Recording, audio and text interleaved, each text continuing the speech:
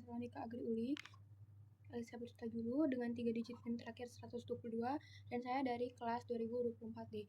Pada hari ini saya akan mempresentasikan hasil ujian akhir semester saya dengan judul perancangan aplikasi Mind Garden sebagai ruang ekspresi dan pelacakan mood menggunakan Tinker berbasis OOP. Sebagaimana di judulnya, kita bisa melihat bahwa Mind Garden ini adalah sebagai ruang ekspresi atau tempat curhat dan pelacakan mood menggunakan Tinker sehari-hari. Sebelumnya, mengapa saya mengambil Mind Garden ini sebagai ujian akhir semester saya? Mind Garden ini diambil dari fenomena yang saya rasakan sendiri dan fenomena yang sering saya lihat di lingkungan saya, khususnya di lingkungan mahasiswa, di mana mahasiswa sering sekali mengalami tekanan ekspresi namun tidak memiliki tempat bercerita yang aman. Maka dari itu, Mind Garden ini hadir sebagai ruang bercerita yang aman dan memiliki dua fitur. Yang pertama pelacakan mood dan kedua free writing window. Jadi kita bisa ngetik semua isi hati kita dan nggak disimpan, jadi nggak ada yang tahu dan aman banget. Sebelumnya di sini ada rumusan masalah apa aja, tujuan dan manfaat.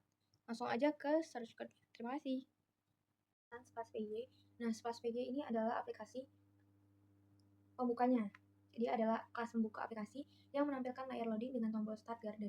Di sini cuma pakai satu kelas dan yang dipakai itu adalah encapsulation, di mana semua UI logic berada dalam satu kelas ini ya. Dalam satu kelas ini. Ini ke bawah. Nah, terus habis itu di sini ada pengaturan background, canvas, untuk tombolnya, warnanya, ukuran. Terus ini function saat startnya diklik. Simpel aja. Selanjutnya adalah halaman main page. Aku langsung jelasin aja konsep OOP dari kelas main page ini. Yang pertama itu ada encapsulation ya. Encapsulation itu adalah pembungkusan data dan perilaku. Encapsulation ini bisa terlihat dari setiap cara kelas bekerja untuk menyimpan atribut dan metode di ruang kelas masing-masing.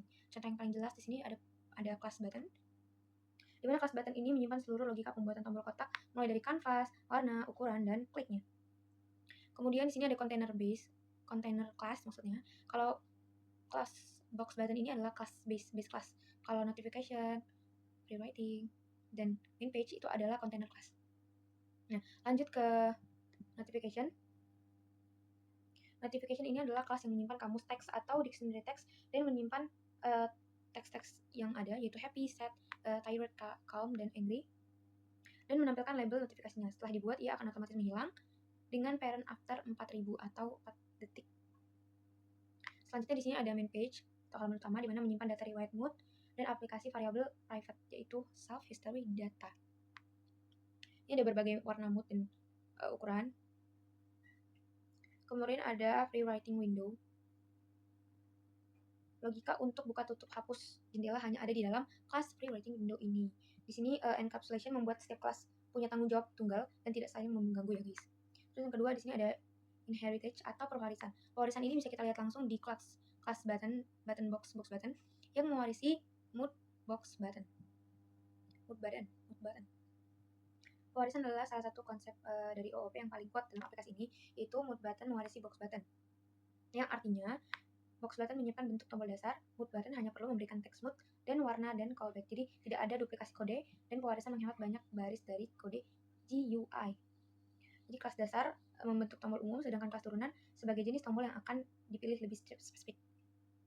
Kemudian ada polymorphism, yaitu banyak bentuknya. Polymorphism ini tampak pada objek yang berbeda, memanggil metode yang sama dan menghasilkan efek yang berbeda. Di sini bisa dilihat di bagian mood ya guys. Nah, semua tombol mood memanggil apply mood. Walaupun metodenya satu tapi hasilnya berbeda karena notifikasinya berbeda, warnanya berbeda, data historinya juga berbeda, dan waktu pencatatannya juga berbeda. Terus di sini ada main page. Aduh, nggak bisa ditekan. Ada main page. Nah, main page ini untuk mengeksekusi semuanya. Coba kita ya. Oke, di sini coba aku run. Tampilannya akan seperti ini. Klik start. Di sini pas diklik start, ini ada tulisan how do you feel now? Ada happy, sad, tired, calm, angry. Saat aku klik angry, dia akan ada muncul notifikasi. Sad juga, calm juga, pokoknya semua setiap tombolnya dipencet dia akan muncul notifikasi. Terus yang biru ini apa? Nah, yang biru ini itu untuk free writing.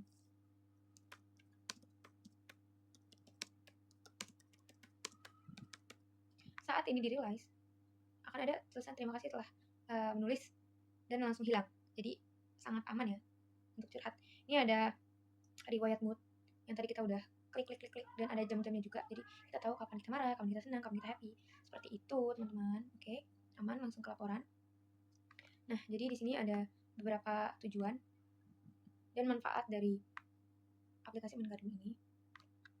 Kemudian selanjutnya aku akan menjelaskan terkait kelas diagram atau diagram kelas ya.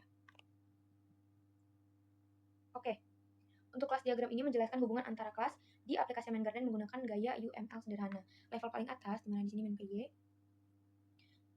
tk.tk ini ya. Ini adalah window utama Tinker yang menjadi wadah untuk semua tampilan aplikasi. Kemudian di sini ada fileman MinPy.